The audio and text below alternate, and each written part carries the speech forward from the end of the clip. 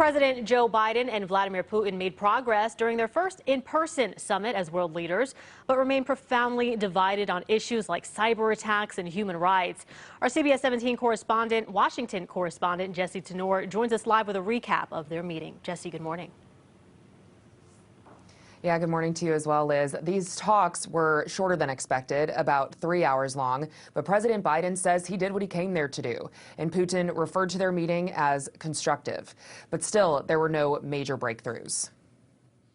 There were no threats. There was no hostility, quite the contrary. A unified message at separate press conferences during a time when both presidents, Joe Biden and Vladimir Putin, have agreed U.S.-Russia relations are at an all-time low. There's a genuine prospect to significantly improve the relations between our two countries without us giving up a single solitary thing based on principle and our values. President Biden said he still took a hard line during the summit on issues like cybersecurity. I pointed out to him we have significant cyber capability, and he knows it. The president gave his Russian counterpart a list of more than a dozen entities, from the energy sector to water systems, that should be off limits to attacks.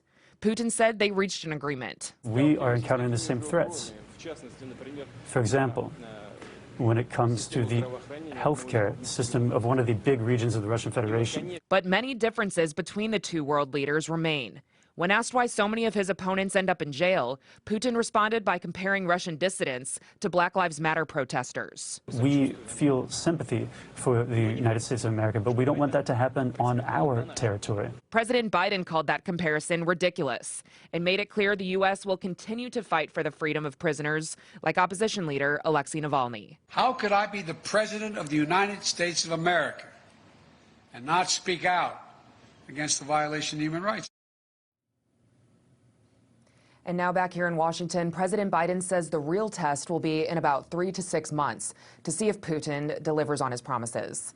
Live in Washington, I'm Jesse Tenor. Back to you. We'll see. Yeah, Jesse. And we're also learning the two leaders, they exchanged some gifts, some interesting gifts.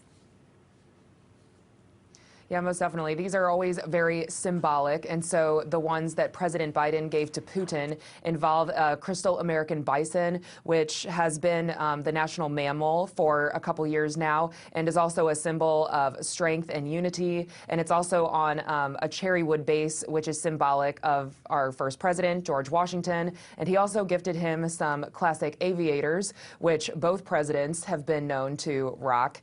We do not know, though, which gifts President Putin gave to Biden, and we could hear more about that later on today from the press secretary during her briefing.